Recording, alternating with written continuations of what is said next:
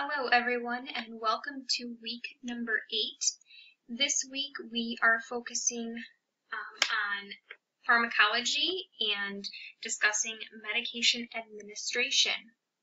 So with that being said, this week we do have 3 chapters we're focusing on. Chapter 53, Chapter 54, and Chapter 55. So let's go ahead and start breaking those down. I'm going to go in a little bit reverse order. I'm going to go chapter 54, then 53, then finish with chapter 55. So let's go ahead and get started. So chapter 54 is going to be focusing on pharmacology, which is the study of medications and drugs, including their forms, their intentions for use, and their effects. Now in Module 7 in your lab classes, you should have learned about drug classes and the schedules of drugs with one of the assignments. But what you did not probably discuss was drug names. Drugs typically have 3 different names. They have a generic name, a brand name, and a chemical name. A generic name is often called its official drug name. It's typically written in lowercase letters, and the generic name is always the legal name for a drug. The brand name is typically written with a capitalized first letter, and this is the name given to the drug by a specific manufacturer. And then finally we have our chemical name.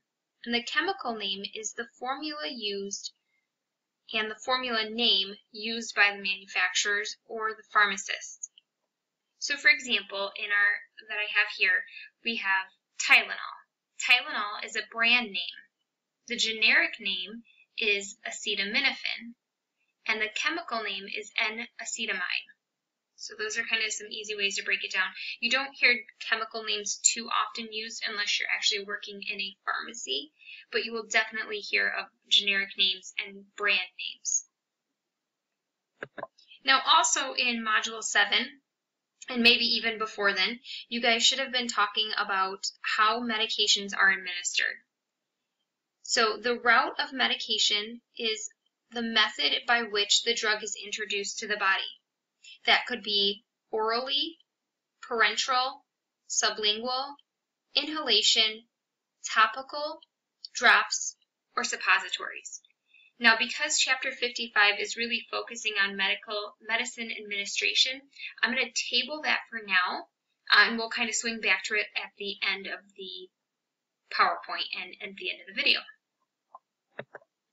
Now, for Chapter 54, one of the things that we do need to discuss is something that I'm sure has not previously been discussed, but it's going to be how to read and write prescriptions.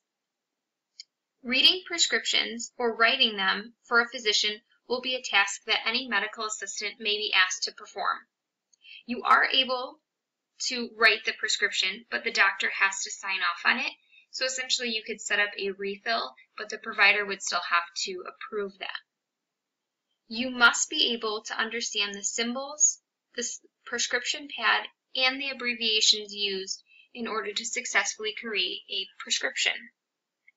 It's also important to understand the different parts of a prescription, such as the superscription, inscription, subscription, signia, physician's name, address, phone number, and DEA number, the number of refills, and the dispense's written line.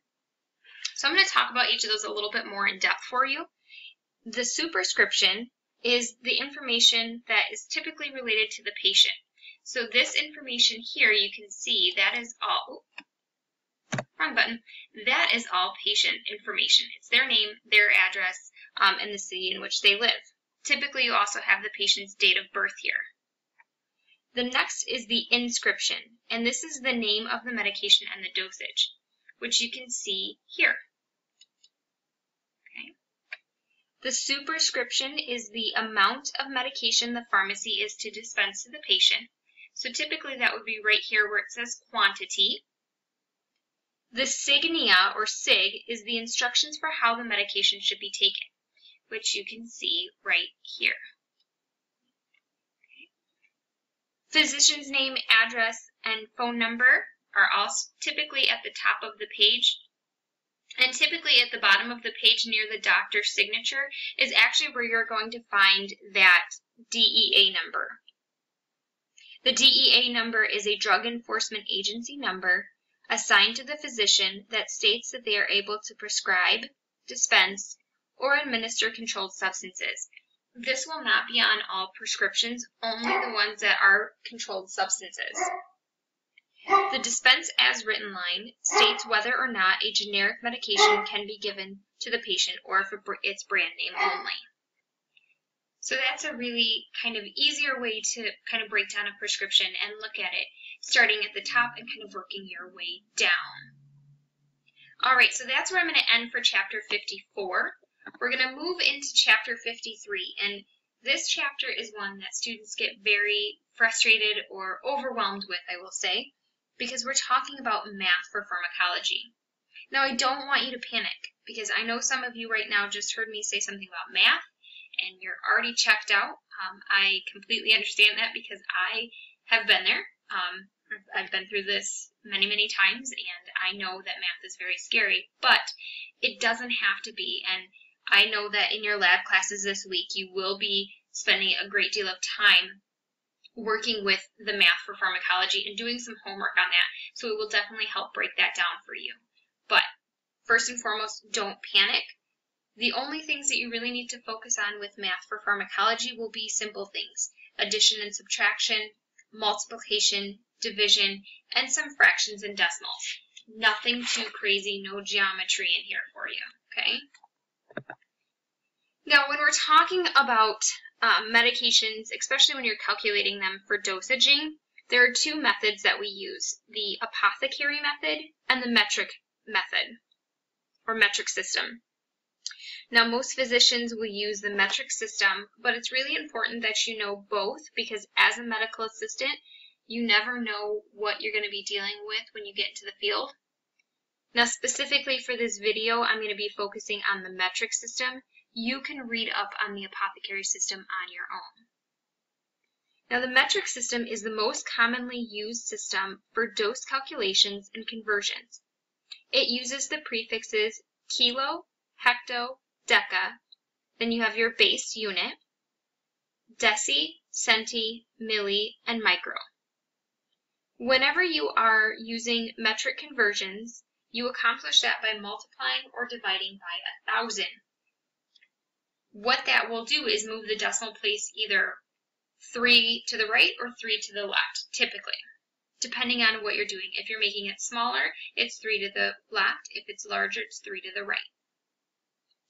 We also use common metric units such as liter, meter, and gram. Liter is going to be representing the volume of something. Gram is going to be representing its weight, and meter is going to be representing its length. Now, in the metric system, dosages are written as a decimal number first, then the unit of measurement. So, for example, you could have something that's 25 milligrams. You get the decimal numbers first, and then you have the measurement, unit of measurement behind it. All right, so let's go ahead and talk about drug calculations and kind of dive into that a little bit. So many factors are involved when we're looking at calculating a dosage for a patient, especially if you're a physician. So a couple of things that you want to look at are the patient's age, the weight of the patient, their current state of health, and any other medications that they're currently taking. In any dose calculation or drug calculation, the first step that you want to do is confirm that the system of weights and measurements are the same as the supply on hand. So, for example, if you, like I said earlier, you had 25 milligrams, that's what your order was. But on hand, you had something that said 25 grams, you would want to do some sort of conversion first to make sure that your order and your supply on hand do match. Okay? And again, it's kind of hard to do this via web video, but you will be working with this in your classes this week. So make sure that you bring a lot of your questions that you do have to your lab instructors, or even email them to me. I can definitely help you with that. Okay? Now, there are two methods or two formulas that we use for drug calculations. We use what we call the ratio method and the formula method. The ratio method is a method established that helps to establish a relationship between two quantities. This helps to compare the drugs ordered to the amount on hand.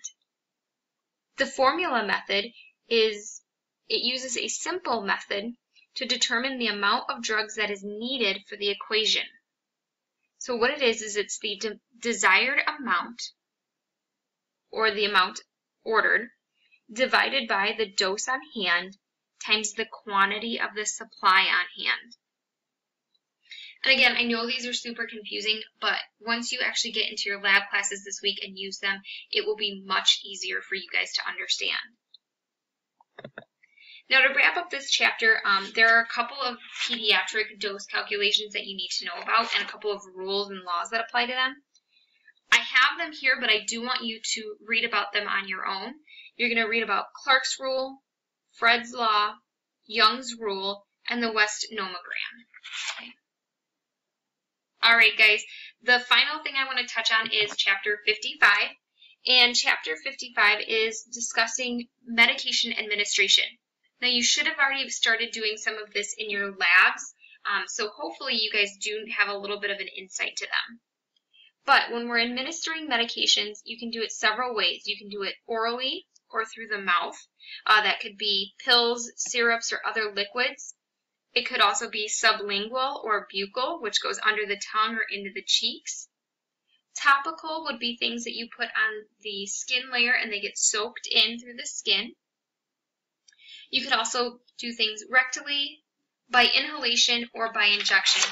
And if they're done by injection, they're called parenteral because they go outside of your GI tract. And typically we have three ways that we do this. We either do intramuscular, subcutaneous, or intradermal. And hopefully you guys have already kind of been talking about those a little bit, so I'm going to kind of blow through those because my hope is that you've been doing those in your lab classes. I know my lab class has been. All right, the other thing that we need to talk about is when you are administering medications, you have to do the 3 befores, is what we call them. There are 3 checks that we do prior to actually administering a medicine. Before you even remove the medicine from the cabinet, you want to check it against the order. The second check comes before you pour the medicine, draw it up in a syringe, or place it in a medicine cup. And the third check is always going to happen before you return the medicine back to the cabinet, making sure that you've checked it 3 times against your order, and also maybe had somebody else look in and check on it as well. All right, and we also need to follow with the 3 befores, the 7 rights of drug administration, which are the right patient, the right medication or drug, the right dosage, the right route, right time, right documentation, and patients always have the right to refuse a medication. So if you go to administer something and a patient says that they do not want it, you cannot force that onto them. All right, and the last thing I want to talk about is the different forms of administration for injectable medications. So many medications come in different sorts of containers, especially for injections. You can have vials, ampules, pre-filled syringes, or powders.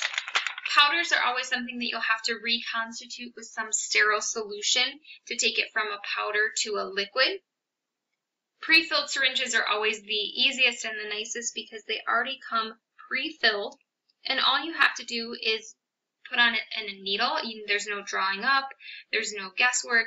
It's actually, you were able to just put a needle on and go. Ampules are glass vials that you'll have to break the tops off, and I'm hoping that you guys already know what vials are because you should be working with them. All right, so for homework this week, not too much. We just have your discussion post and a quiz. Discussion post, initial one is going to be due February 21st with the follow-up on the 25th with replies, and your quiz will be due on February 26th. 25 multiple choice questions with 48-minute time limit. If you have any questions, please give me a call or email me, guys. Have a great week 8.